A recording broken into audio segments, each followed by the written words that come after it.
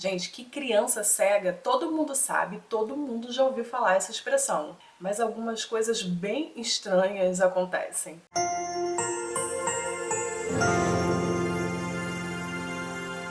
Olá, eu sou Daniele Freitas, seja muito bem-vindo. Hoje eu vou falar não só de criança cegar a gente e fazer alguma arte dentro de casa, como a criança literalmente sumir. Aconteceu comigo quando eu era uma criancinha, eu devia ter uns 4 anos. Eu e os meus pais fomos passar o Natal na casa de uma tia. A casa estava cheia, tinham várias pessoas lá e a gente estava com a televisão ligada na sala assistindo programações de fins de ano. E aquele monte de gente na casa, indo para lá e para cá, cozinha funcionando a todo vapor. Em algum momento desses, um foi para o banheiro, outro foi para a cozinha e eu fiquei sozinha na sala assistindo o programa. A apresentadora começou a falar sobre as pessoas se falarem no Natal, sobre todo esse clima natalino, da gente fazer as pazes, desejar coisas boas para quem a gente ama, sobre os nossos parentes, sobre os nossos padrinhos. E eu tenho um padrinho e uma madrinha. Enquanto ela ia falando sobre essas felicitações de fim de ano, eu lembrei do meu padrinho, eu comecei a imaginar onde ficaria a casa dele e como eu faria para poder chegar lá. Não foi que eu estivesse tendo uma visão. É a mesma coisa disso eu falar para você agora. Imagina como que é o caminho para a padaria mais próxima à sua casa. Você vai imaginar você saindo pela sua porta, pelo seu portão, se você vai virar para a direita ou para a esquerda, qual rua que você vai virar e como que você vai chegar lá. E era exatamente a mesma coisa. É como se eu conhecesse o caminho para a casa dele, só que eu não sabia onde ele morava. Eu não sabia nem qual era a casa dele, eu não tinha uma lembrança da casa dele.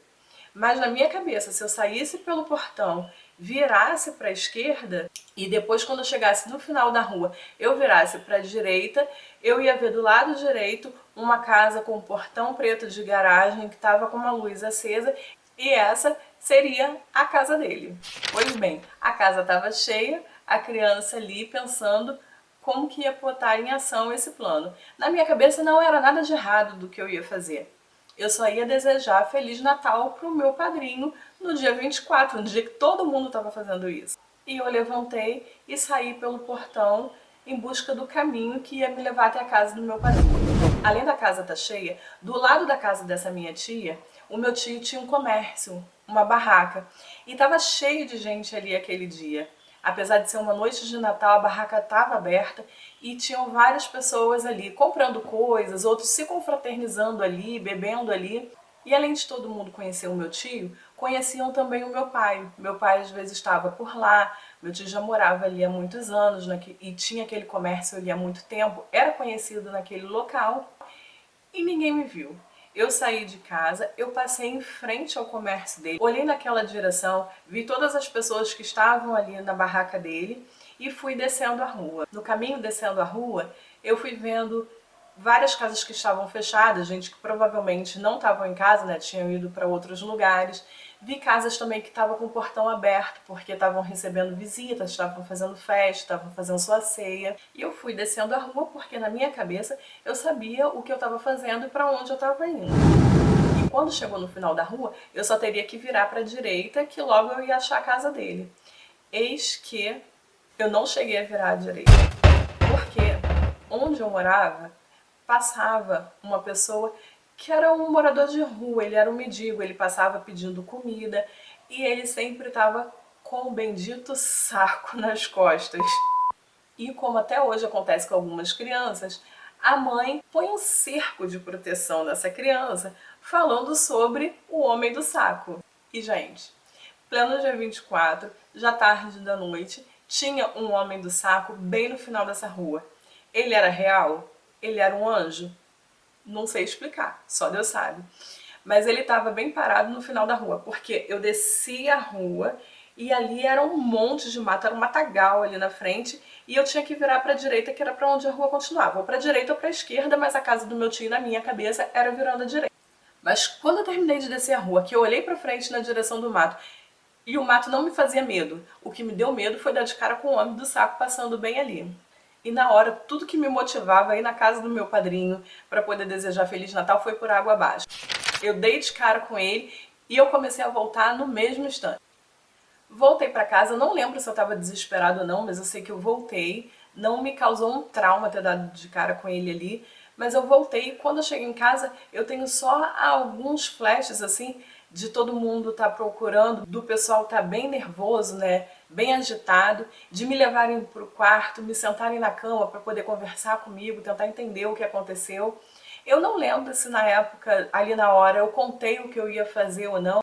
O meu pai estava bastante nervoso, já todo mundo ali na barraca, o meu tio, o pessoal que estava dentro da casa, estava todo mundo mobilizado, tentando me procurar, achando que eu estava ou brincando, né, escondida dentro de casa, ou algo assim. Ninguém tinha imaginado que eu poderia ter saído de casa e ter ido, sabe-se Deus para onde.